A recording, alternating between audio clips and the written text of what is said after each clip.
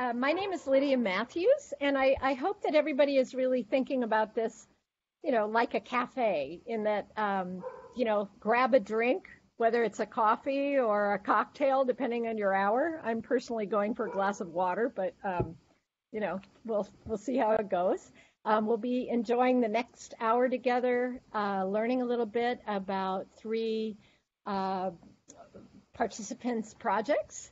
And as you all know, the thematic for today is pandemic walking, something that certainly we never would have imagined coming in 2 years ago, but something that has touched every single one of us around the world, and has not only impacted our our usual patterns of work and personal life and learning, but definitely impacted the way in which we have come to understand what walking can mean in our world.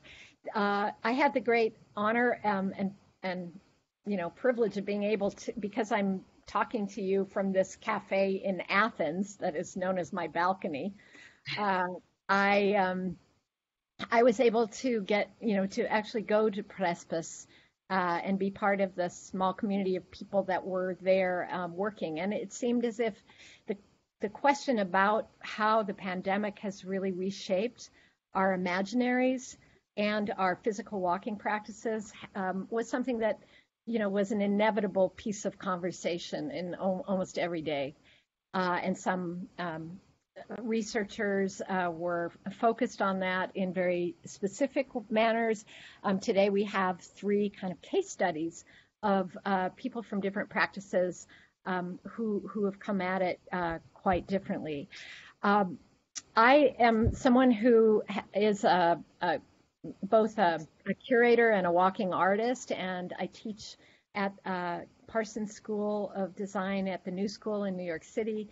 And for many years, I have been very interested in thinking about socially engaged practices, which, of course, one component of can be the phenomenon of participatory walking. But I also teach and think a lot about walking as a research practice. And today, all three of our presenters really are in a research-based mode.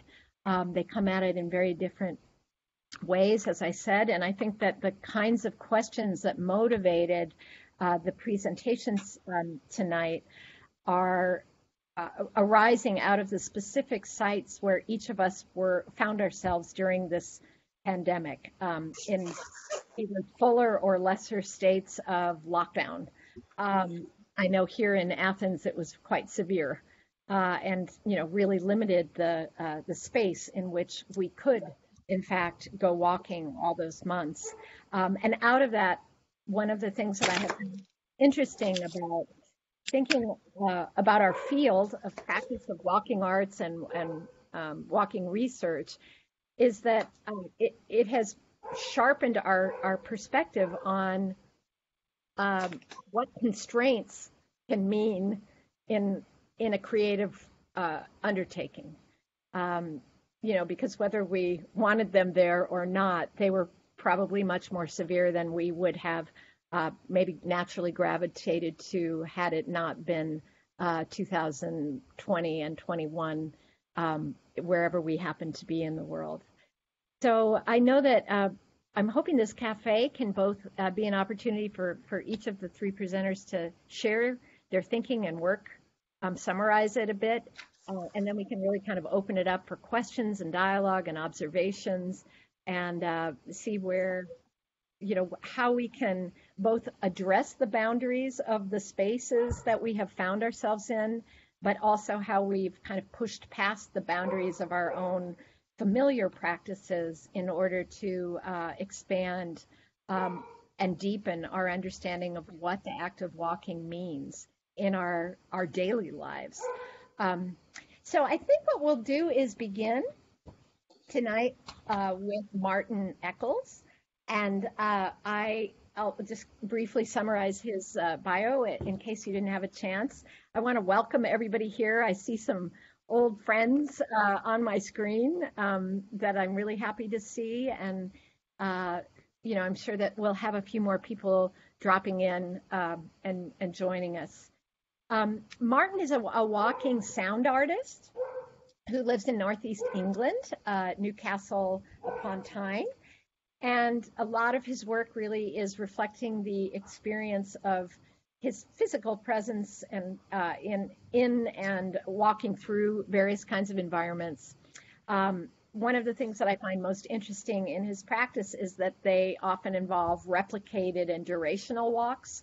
So a kind of, restricted locus, but then approaching the walk with slight variations, either intentional variations or unintentional variations, in order to increasingly deepen a very poetic practice, which we'll learn more about today. And, Martin really comes from somebody who has studied fine arts at Newcastle University and is currently studying part-time for his PhD in fine art. And his multi-channel sound installations have been exhibited very widely throughout the UK and Ljubljana, and he's published and presented in conferences, including the Royal Geographical Society in Cardiff and also the 4th World Congress in Psychogeography. So I imagine that psychogeography is also a component that we might begin to have inspire our conversation this evening. So, Martin, I'm just going to turn it over to you, and you can share with us what you'd like, summarize, if you will, and then we'll take it from there. Thank you very much, Lydia. Can I just double check? Can you all hear me okay? Yeah, yes, okay. Fine. Sorry, I was using the set of speakers which I have set up in my study here, but we're hosting our grandchildren this weekend, and it appears that they were actually listening to the cafe as well, which isn't conducive to getting them to go to sleep. So I've switched to headphones, so hopefully the whole thing will be quieter. What to share with you? A number of things, I suppose, some of which pick up on Lydia's introduction, some of which I hope echo some of the issues that I think will emerge out of the presentations by the other two artists in the cafe this evening. As Lydia said, my practice is based around walking, and I reflect that experience usually using sound and poetry. The form that then takes subsequently varies. The multi-channel installations, radio programs, various poetic forms. Interestingly, in the piece which is actually the focus for us today, I was using a poetic form that I hadn't used before, the mesostic, which is a form which was originally championed by John Cage. So Cage features in various ways throughout my practice of the replicated walking, randomness in terms of site selection, and here in terms of the poetic form. For those of you who haven't experienced mesostics before, it is essentially a series of lines of text and a word or phrase highlighted running through usually the middle of each of the lines, or rather not the end. So it's a variant of the acrostic where the vertical word is formed by the first letter. So the response to the pandemic, I, like I think many of us, was kind of taken by surprise.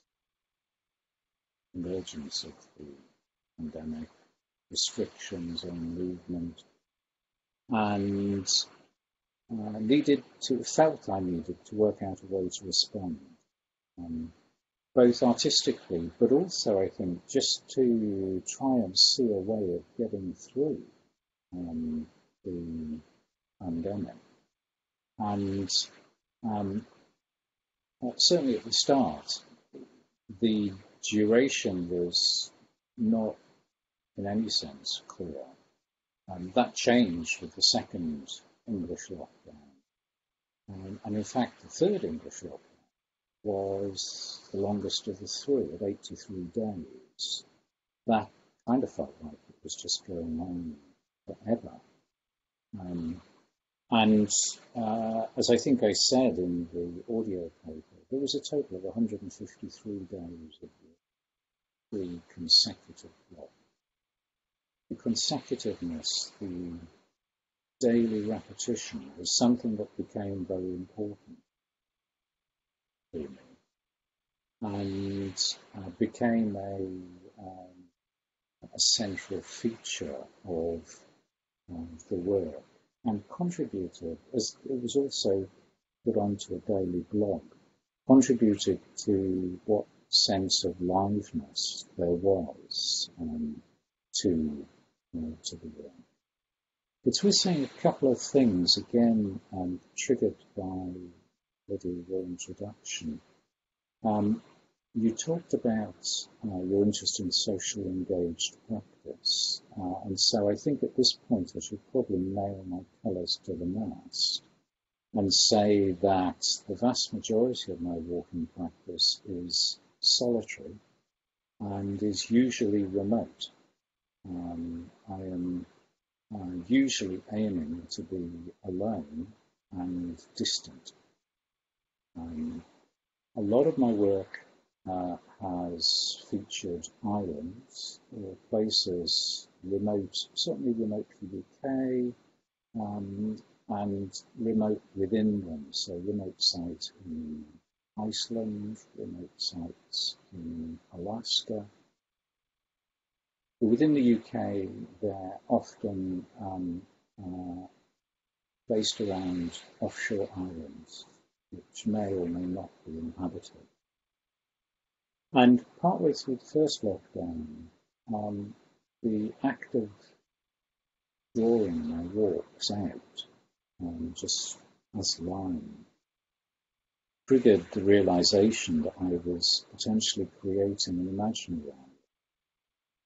And the correspondence, differences, the contrasts between my experience of working on a real island, with everything that brings, fed into thinking about how to deal with an island that I was essentially imagining into existence.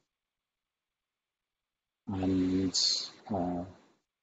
that, for me, has been a very interesting dimension to what I have ended up doing.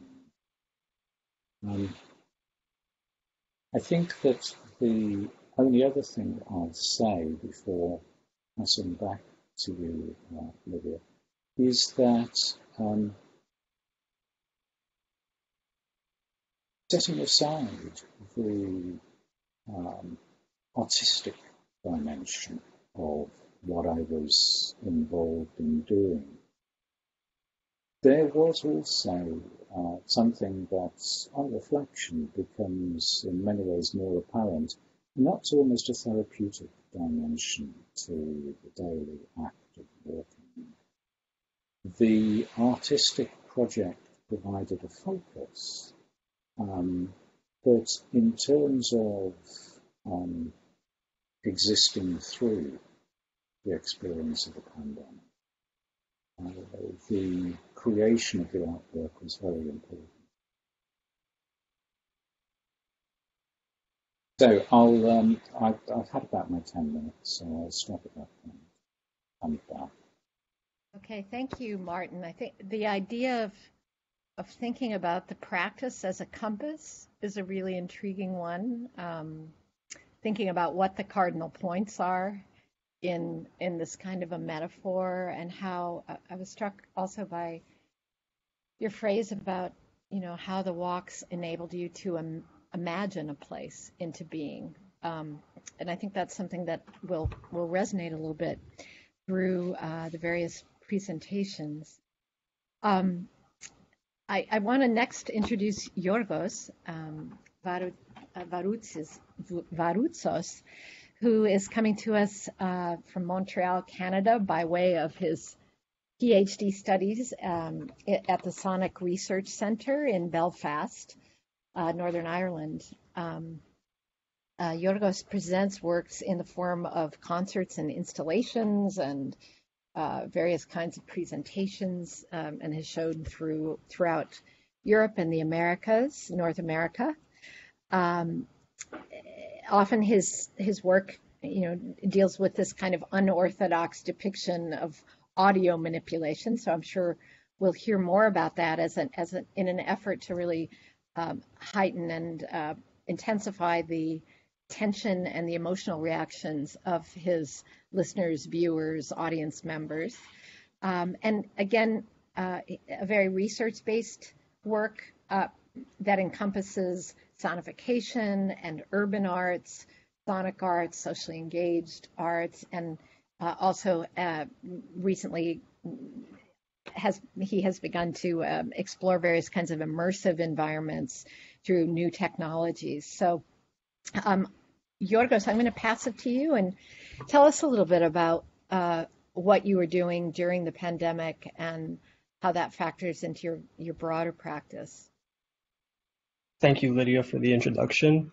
So I'm actually still in Belfast, Northern Ireland. I only visited Montreal for a brief period during the holidays, but I'll tie it all in as to what has happened. So initially, I came back to Belfast to do my PhD studies after finishing my master's, and it was about a month in when we were finding out about the lockdowns. So my initial proposal for my PhD was quite different. And this project that I submitted for this event was something I started off as a passive practice, something that I'm used to doing, which is sound walking and just recording different places. So eventually that turned into my PhD research, where I started to focus on capturing and documenting my sound walks. So capturing, the listened soundscape, and then trying to compose these variations of the soundscapes to a broader audience to find ways of engaging and finding accessibility points through like sound maps or other platforms through my own website like SoundCloud and YouTube. But what I've submitted so far for this event was based on lockdown 1 and 2 in Belfast. So that happened from March, the exit strategies in the summer of last year, and then the second lockdown happened in October 2020. So it's different viewpoints and themes as well, because each of the lockdowns targeted certain businesses or certain areas, but I mostly focused on the urban places around Belfast. So what I've added since then is some sounds from Montreal during my short visit back, and also lockdown 3 that happened from the end of November all the way up till a couple of weeks ago. So now we're in the exit strategies of summer 2021. So I'm still recording some sounds to kind of finish off the project of recording this kind of 1 year review and comparison. But basically, it's just a method of capturing with sound the historic events that have happened with the pandemic, and creating these perspectives within our places that we haven't had a chance to listen to in our own built society, since humans have always kind of been in these areas and masking maybe the urban or natural sound environments. And I'll keep it at that so we can create some discussion later. Okay. Thank you. So really, it's I'm intrigued, especially by you're thinking about these sound recordings and your practice as a way of going past the boundaries of how histories are often written, and how rarely we think about the acoustics of a historical moment, although there are, of course, iconic moments where we think about sound, or we remember sound. But I think there's something very intriguing about, as Martin was talking about, the kind of dailiness, or the almost what Georges Perec would call the infraordinary, these kind of things that are so much a part of the environment that you don't even think that they're, you don't dismiss them as ordinary or extraordinary. They just sort of are usually not in our field of vision. So anyway, I hope we can circle back to your development of an archive out of a daily practice. I think that's really interesting. Okay, so last but certainly not least, and coming from a very different field, is Ana Correa de Lago, who is, if I'm not mistaken, Ana, you're in Spain right now. Is that correct? Still in Spain, yeah. And Ana is a graduate of the Master of Science program in Urban Ecologies at Parsons School of Design in New York, and is originally from Rio de Janeiro, who I'm sure we will soon discover was the place she returned to during the pandemic. And that is what gave rise to the walking project that we'll be hearing about this evening. Generally, her research interests focus on the intersection of urban development and local responses to extreme climate events. So along with scrutinizing urban policies and the way in which that shapes our environment, and data mapping, her methods often include ethnography and also walking as part of doing research toward these projects. So Ana, tell us a little bit about what you were doing in Rio. Yeah. Thank you, Lydia. I was wondering if I could share a presentation just so I can illustrate. Since it's a visual essay, I thought it might help to give an idea, but I will make it short. Let me just see how I can. It's up at the top. Do you see that third icon at the top, which is the share screen? Click here to start sharing. Oh. I'm sorry.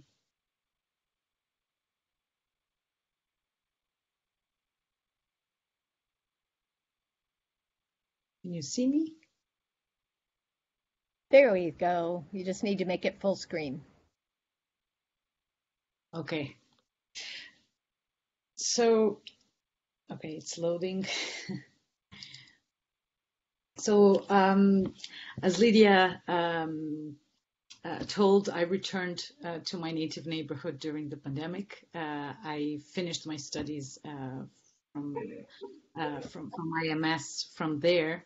And this visual essay narrates my walking during the pandemic in Parque do Flamengo, which is a design park built in the 1960s in Rio de Janeiro, which is composed by a 7-kilometer strip by the sea that showcases a flora of native species and a number of cultural institutions such as a theater and the Museum of Modern Art.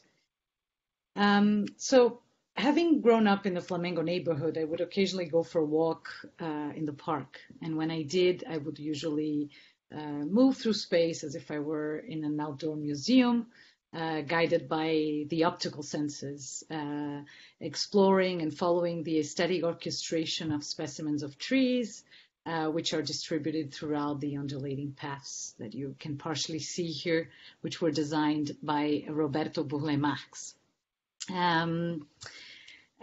Featuring native and tropical trees also in the 1960s represented a shift in the landscape tradition that before Burle Marx did not, would only favor European designs and also species. So it's kind of a turning point in terms of our understanding of a modernist Brazilian aesthetic. But Brazil has been severely hit by the pandemic, surpassing a total of 500 COVID-19 deaths by June 2021. So federal government guidelines As you were all telling about the lockdown restrictions, we haven't had any lockdown restrictions that were actually clear. But the sensation of insecurity was always present.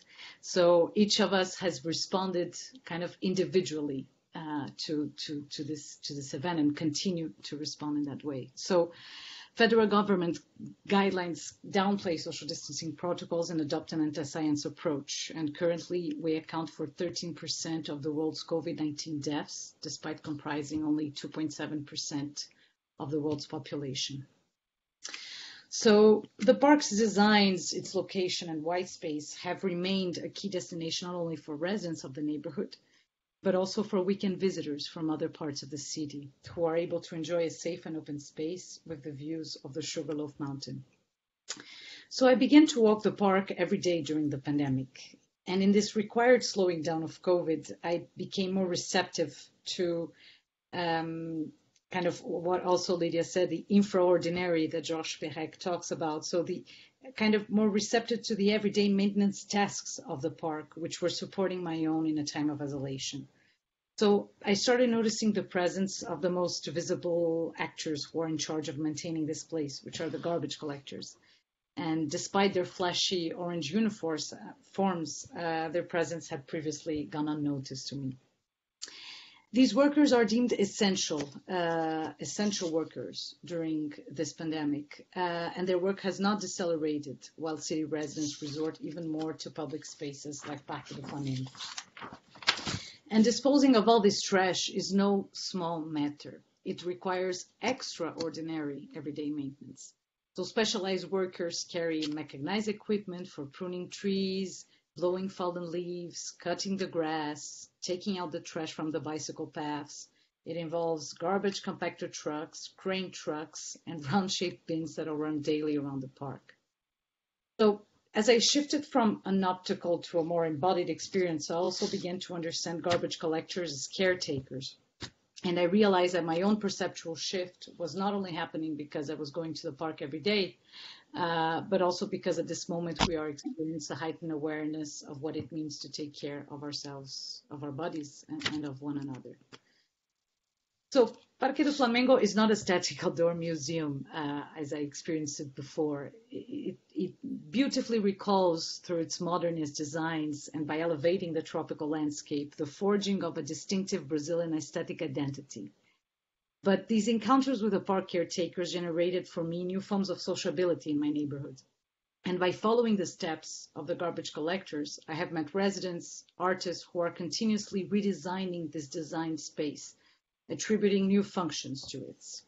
For example, Margaret, she's a resident who has pivoted the designated function of this open theater space, which hasn't hosted a spectacle in years, even less during the pandemic, as the main meeting point for feeding abandoned cats, vaccinating, taking care, and the everyday.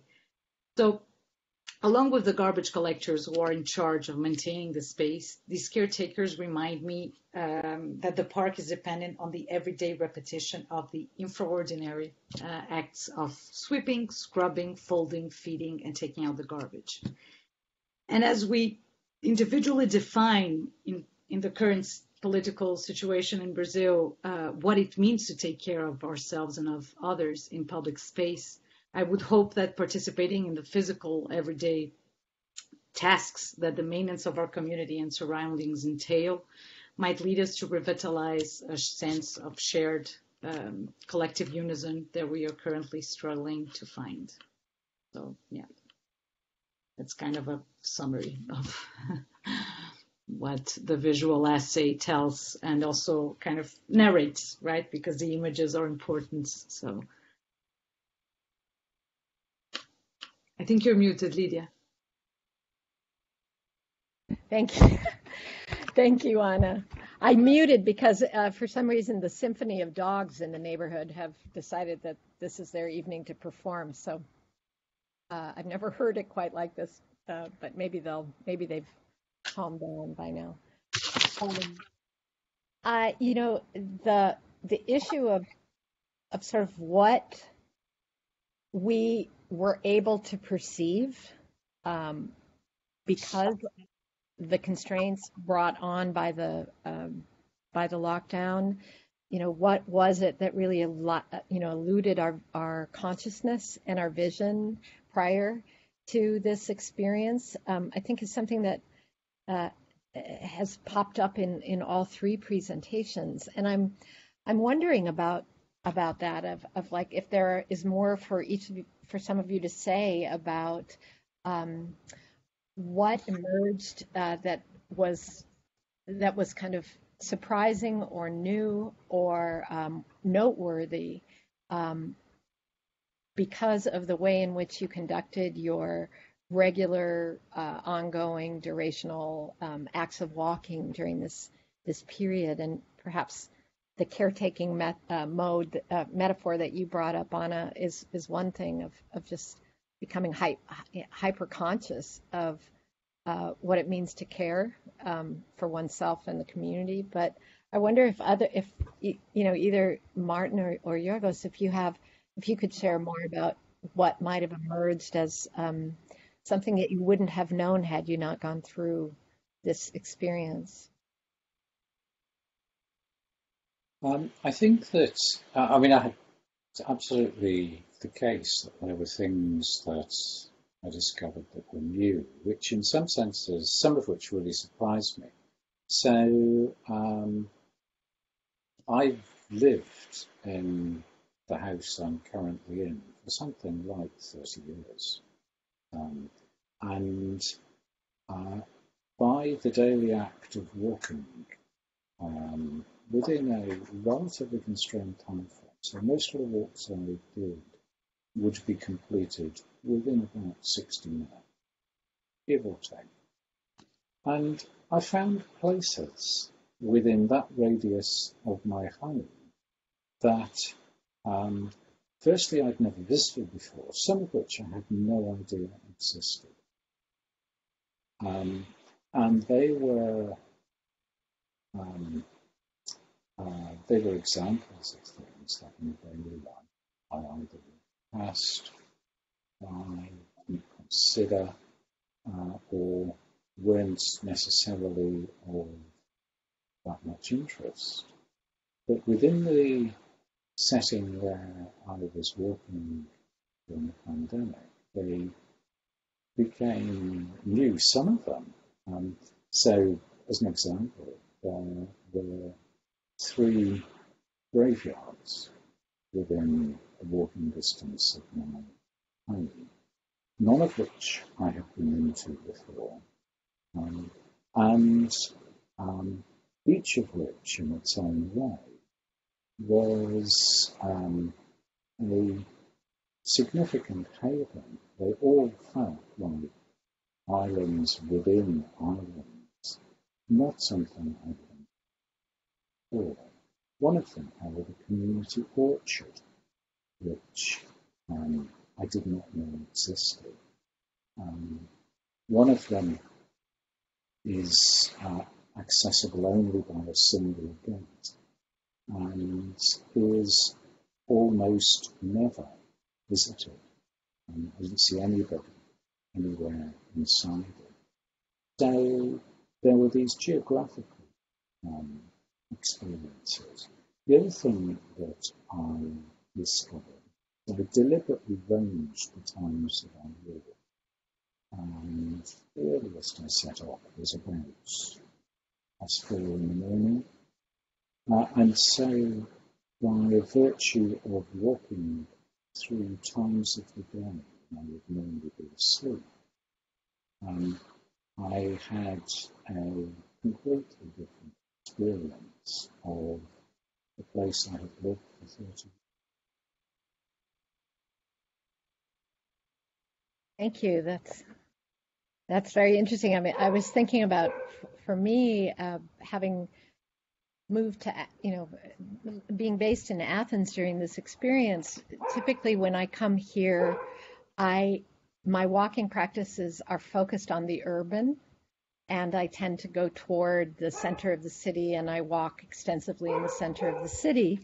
But because we weren't allowed outside of our neighborhoods, and I happened to live next to a mountain, even though I have been coming to this place forever, I had never taken those paths before because normally I go to the countryside to hike.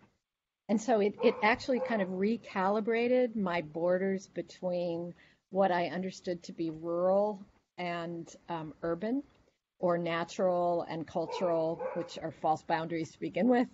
But it really introduced me to my neighborhood and the creatures of my neighborhood, let alone the dogs that are visiting us tonight. But really, like these kinds of insects that I had never seen closely, and that I got to see on a regular basis. So I think that it can also be a kind of categorical shift that happened through the act of slowing down and actually going on paths that were never seen as valuable enough in this particular context to me.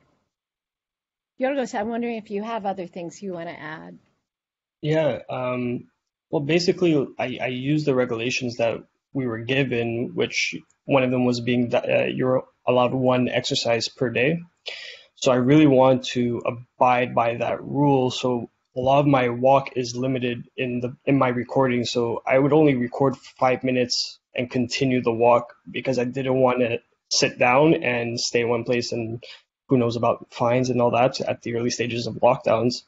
So, from that kind of perception of 5 minutes and then rendering that to 2 minutes of usable audio, there's multiple perceptions from being in the space, re-listening to the audio that you recorded, and then kind of stitching that together to have a balance between the physical place and your kind of memory of that event. And then I also chose all the locations are chosen from the Visit Belfast map because it's locations I've been to quite a few times, places that locals would be able to recognize and go back to, and for tourists as well, if they ever want to come and visit.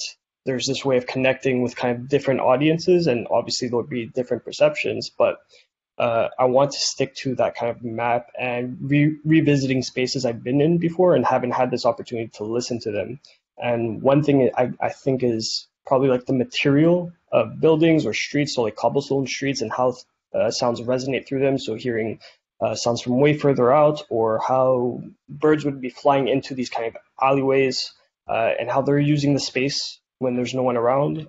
So a very popular area would be like the Cathedral Quarter, which is almost impossible that you'll get a quiet evening there, since it's, I guess, the hub of bars and pubs, and that's where everyone's going to be. And you're there on a Friday or Saturday night recording this kind of tranquility that no one's around, which is in one way nice to actually listen to this kind of older space of Belfast. So, there's a multitude of perceptions happening throughout all the stages of the lockdown. Entering lockdown immediately, exiting, and then hearing the spaces again filled with people, and then going back into another lockdown and hearing those transitions. It plays some tricks on you as to what stage are we at in this pandemic. Just kind of want to open it up. Do people have questions for each other, or those of you who are listening, feel free to just speak up.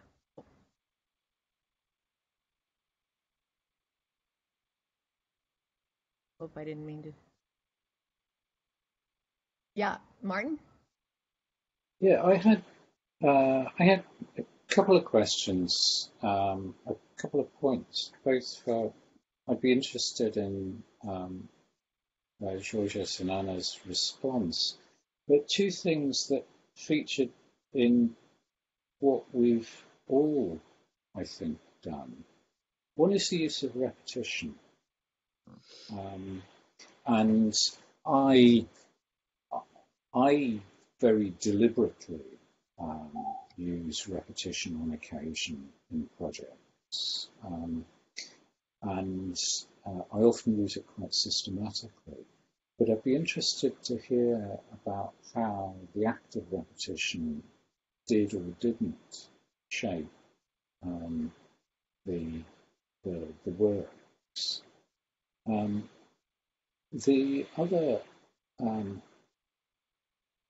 element that I'm interested in here, I suspect I'm almost the opposite of the other two words, and that's the relationship between randomness or typicality. I very deliberately chose where I was going, where I was recording, how long I was recording, by an explicit random process, one where I might define the process, but I did not control the outcome. And in that, I wasn't necessarily after any sort of typification, or I mean, it was representative of where it was, but where it was wasn't necessarily representative of anywhere else. So I'd be interested to hear how those two dimensions played through the other pieces of work, or not.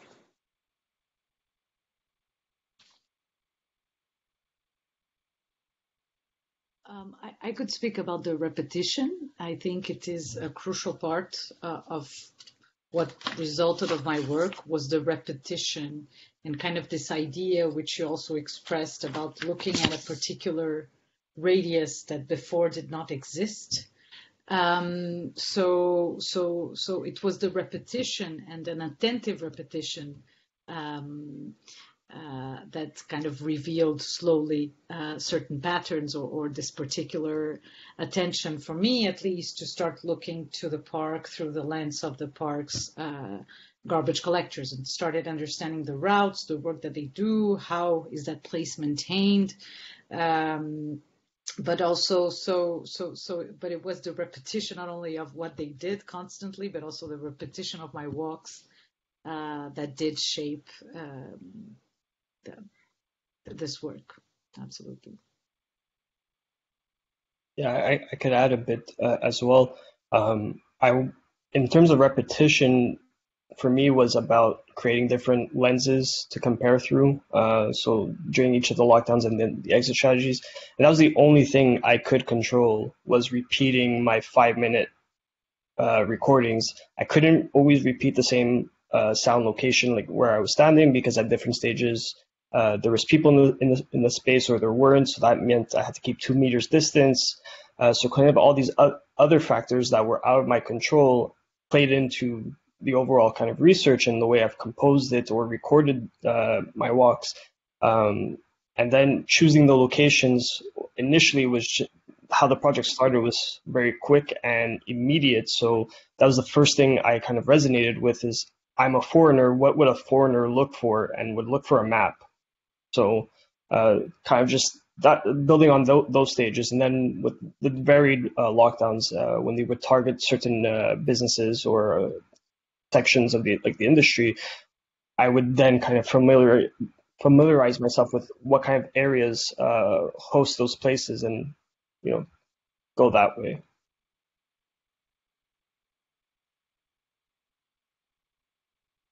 Georgios, was it about using the repetition of the walk in order to kind of defamiliarize the map, which is so familiar? I mean, to begin to open up dimensions of those lines that everybody has in their hands when they come to a city and they say, where do I go when I come to Belfast? Was it about trying to experience it enough times in your own research that multiple cities within the city emerged? Yeah, that kind of last point, I think sticks with me. I guess it's just my way of recording and walking through those spaces now after all this time. I obviously have different attachments and different kind of observations of what's happened in those spaces, whereas most people perhaps weren't in the city during that time. So I'm using myself as a subject as well to be in these places to share the story. Not only is it a story of the pandemic, but it is also one of self-observation and recording. So that the sense of the map was my initial guide, but after all this time, the map is now myself, and I'm guided by the sounds of the city per se. So back to the compass metaphor that you raised, Martin. Yes, I used the compass quite deliberately to divide the shoreline of the islands. And one of the reasons I could do it in the second lockdown was the one thing that was different about this, and Georgios mentioned this, is that from the outset, it was only ever going to be 28 days. It was, certainly in England, it was announced that it'll last this long. So that gave me the opportunity to divide up the shoreline into these sections based around equal compass-like angles. I then visited them in random sequence and built the island shore back in a random manner. But it was an opportunity that wasn't available in either of the other lockdowns. And it was interesting the different methods that became available by virtue of evolving circumstance. And by the time I was walking in the third lockdown, then coronavirus was more familiar is probably overstating it, but less unknown phenomenon, and the idea of some sort of vaccination related protection was beginning to emerge. And so the whole context of sensing what I was doing and what I felt other people were changed across the lockdown.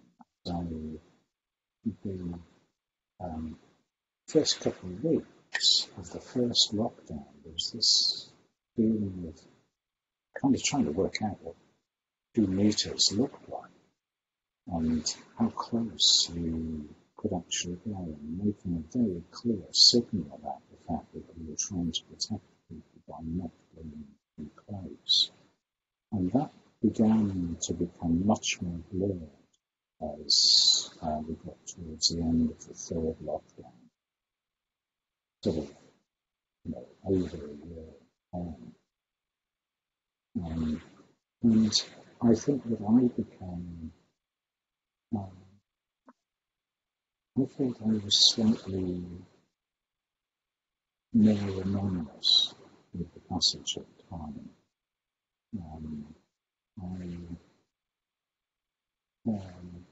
I became less visible, just as things went on, and that is entirely subjective.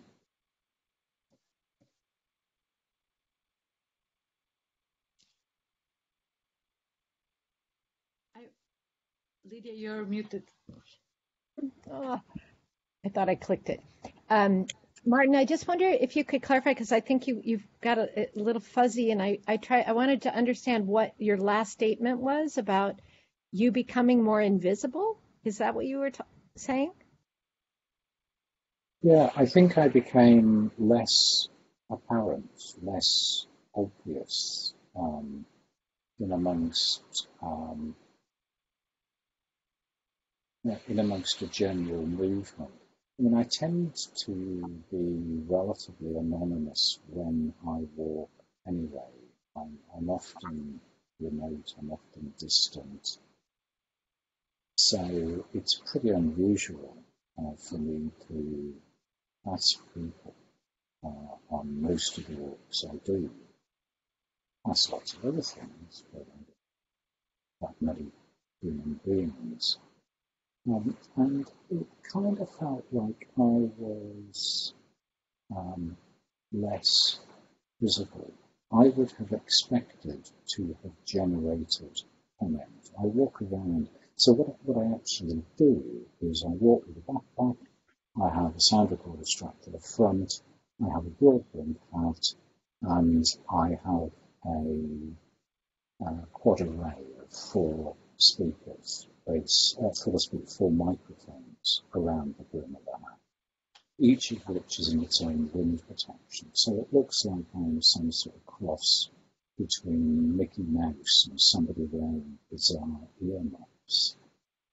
And I'm surprised at the anonymity I still have as I walk around. Geert, I saw your hand go up. Geert? Indeed. Actually, I had following the compass of Martin, I had a question involving Anna in the first place, talking about the North and South Hemisphere and let's say the different perception and the different experience that the North and the Southern Hemisphere had during the pandemic. What I understand out of Georgios and Martin's experiences is that there was a sort of almost quality in the pandemic experience by being able to listen to hear more sounds. Even there was said that nature was finally coming back to the cities, birds were appearing again. So talking about climate change, the pandemic seemed to have even a positive effect on the climate crisis, at least in the north and the south. And we heard all the stories about how the federal government in Brazil actually increased and accelerated the decimation of the rainforest and as well the decimation of the native population that were dying at very high rates during the pandemic because there was enough care not enough attention or even acknowledging the existence of the pandemic. And now I wanted to hear something more about your experience about that, Anna. So you as a researcher as well in climate change, how there's almost the quality of silence that was found by artists and people into the north during the pandemic. It became something horrific in Brazil because I had the feeling that the population was silenced literally in a more negative sense about the pandemic. What was your experience during your stay in Brazil, specifically about this silence of the pandemic in this? Yes, thank you. First, I would make the distinction between, I think, Brazil's response was very different from Latin America in general. I think most Latin American countries did quite a good job in containing the virus and advancing on vaccines and moving forward. So Brazil really had here at this point in time a very distinctive response, which I would say is even experimental response in terms of how would it look like if we ignore that the virus is at place. So some may call it a political of dissemination of the virus. Some people call that. But that was the political decision, was to say, and it continues to say, that the virus is not that serious and kind of providing alternative information and kind of living and enhancing the separation. That's kind of what I say about I'm talking about federal guidelines. So the federal position, the position of the federal government is to not acknowledge the virus entirely. Of course, in 2021, the situation has dramatically worsened in terms of lethality, variants, etc. So vaccines are advancing, but Bolsonaro does not change his views and his position towards what he understands as that that lockdowns shouldn't happen, that masks should not be worn. So it's a completely different context, in fact, which I don't know if it would apply to our neighboring countries. So which in fact even closed borders to Brazil in the month of March due to the uncontrolled pandemic. So most of South America was closed to Brazil due to the dealing of the pandemic. So I think there is an issue of a federal experiment on what does it look like if we don't do the more mainstream restrictions. There's also a political bet there in also dividing and not creating a collective response. So there are no collective protocols, there are no collective understanding of how to deal in public space, which is also something I address in the text. So it also makes it hard not finding a common response, a common protocol. So it's a completely different experience of the pandemic, I could say.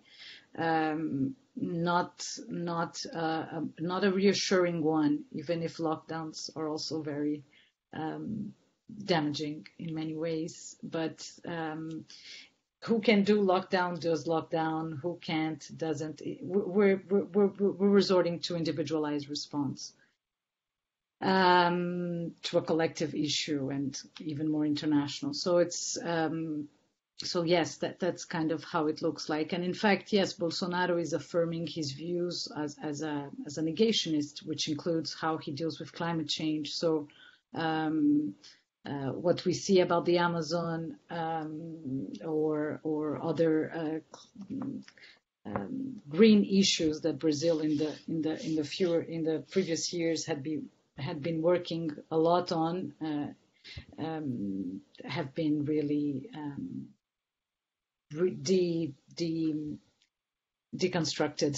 so we still don't have the backward look to profoundly analyze these effects, but they are definitely long lasting. Sorry for the setback. Really a